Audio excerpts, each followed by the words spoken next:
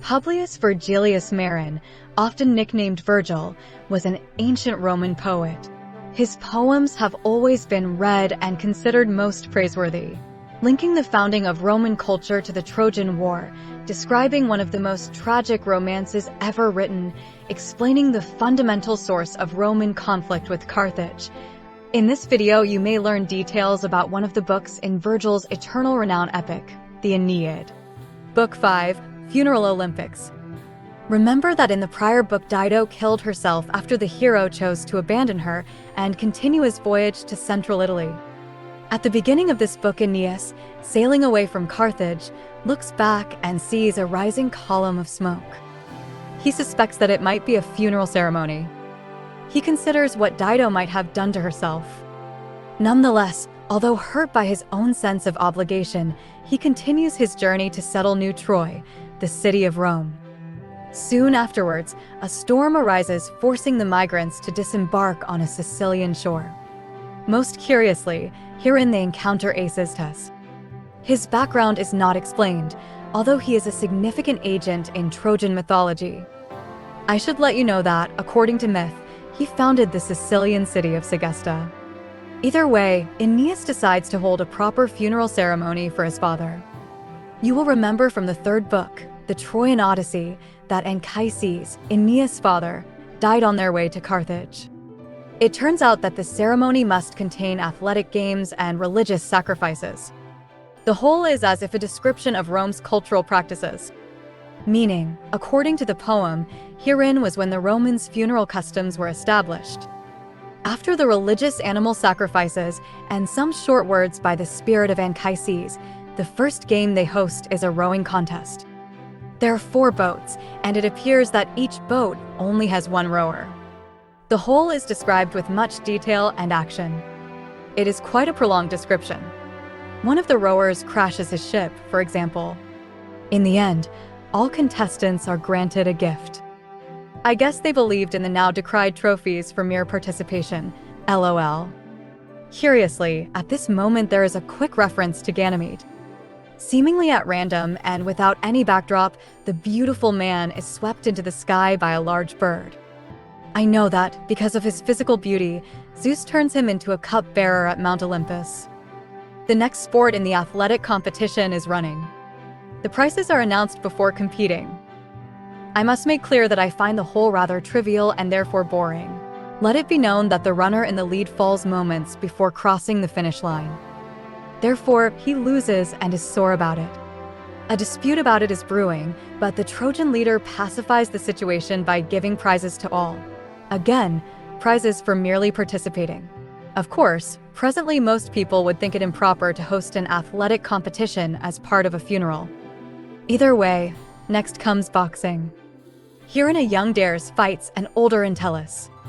A point is made about the gauntlets of Entellus, their frightful composition and size. The fight is described in great detail, and in the end the elder defeats the younger. Following comes archery. This is, thankfully, unlike the modern practice. Although there is no reference to the weight of the bows, I am sure those bows would have been difficult to pull and aim. Also, they shoot at a moving and fluttering target, a tied-up pigeon. Poor thing, able to fly and dodge, but not escape. Yet, luckily for the bird, one of the shooters accidentally strikes the rope and the bird flies free. Not having a target, one of the contestants shoots an arrow in the air and the arrow, seems to catch fire and fly away into space.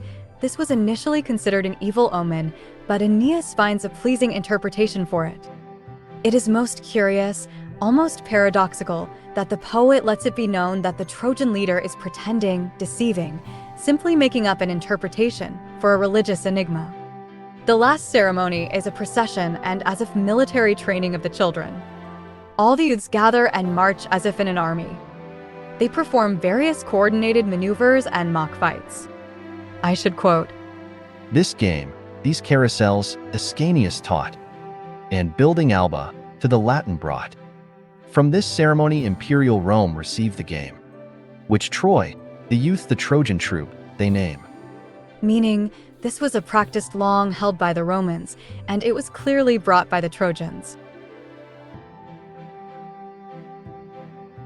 While all the prior is occurring, envious Hera, the goddess, plans a new calamity.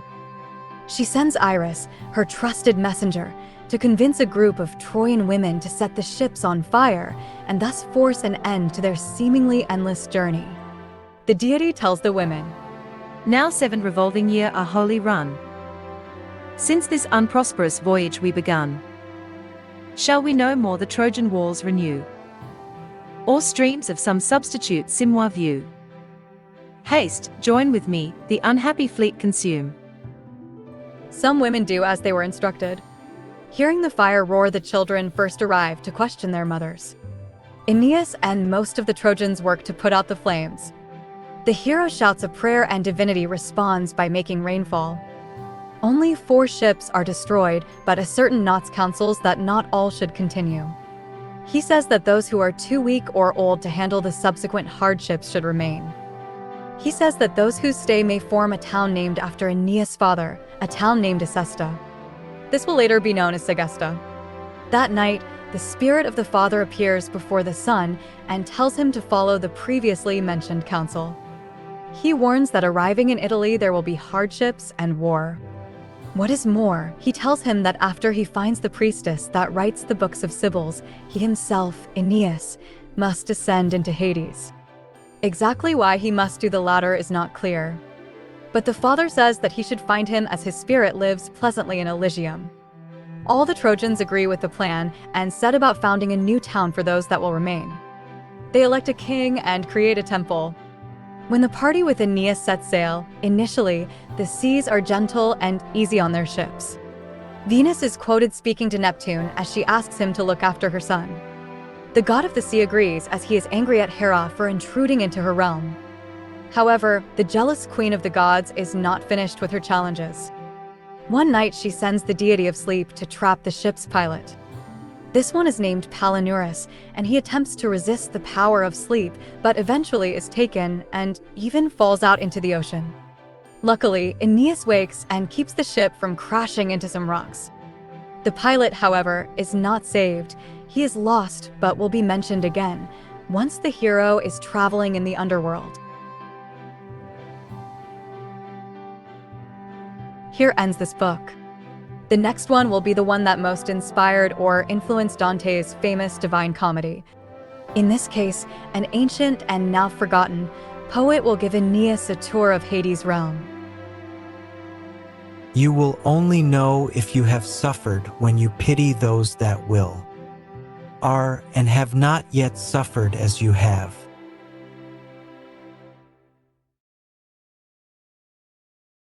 If you enjoy or gain from my aphorisms, know that I have thousands. I will be writing books with short thematic essays composed out of aphorisms. These essays are profound and intriguing yet easy to read. For very cheap copies, look up Protagoras Pause in the Amazon website. I repeat, Protagoras Pause, that's my name.